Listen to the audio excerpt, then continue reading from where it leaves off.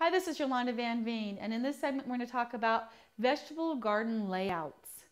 So we all have wonderful intentions in the middle of winter of having a gorgeous vegetable garden the next summer and how much we're going to enjoy it, especially when we're spending the kind of money that we're spending in the middle of winter on vegetables.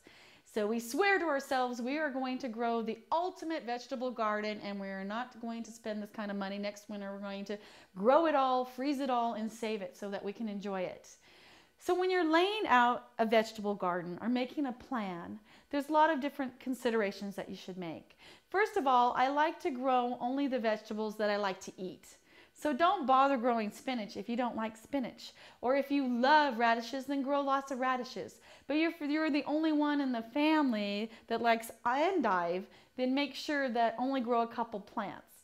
So when you're growing your plants or making a layout, make sure to remember that less is more, because corn takes 3 feet to grow. So you got 3 feet around, whereas spinach will only take 6 inches and peas will only take 3 inches apart, and they grow onto a trellis or a vine. You have to have something for them to grow onto.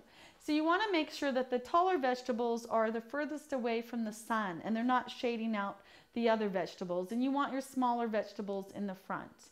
And when you're laying out your vegetable plan, you've got to remember that the cold climate vegetables like the carrots and the beets can be started in the spring, early spring, right after the last frost. But tomatoes, you don't want to set them out until it's 50 degrees at night and at least 70 degrees during the day.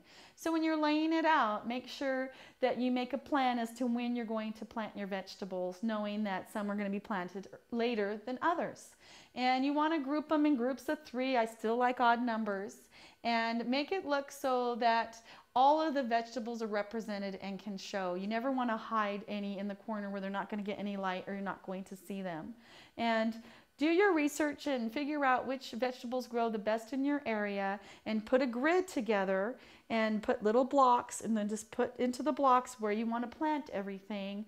And even though you might not go exactly to the grid, you can still have an idea of where you want to plant things when spring comes and you are ready to plant.